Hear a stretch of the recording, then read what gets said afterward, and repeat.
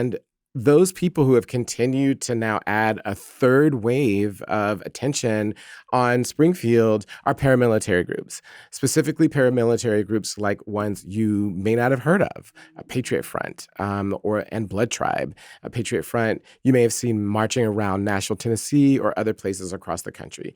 And this is what's so dangerous about lies, is that they can have very real world consequences, because paramilitary groups are looking, sadly, all too often to GOP candidates to tell them what they should be animated about and who they should be targeting. And you'll be able to learn so much more about this dynamic, because next week on October the 8th, you're actually going to be able to hear the premiere of season 3 of another podcast that we do, which is the Anti-Trans Hate Machine. It's our investigative podcast. And in that podcast, we're going to lay out the links between anti-trans hate and paramilitary groups and political violence and politicians.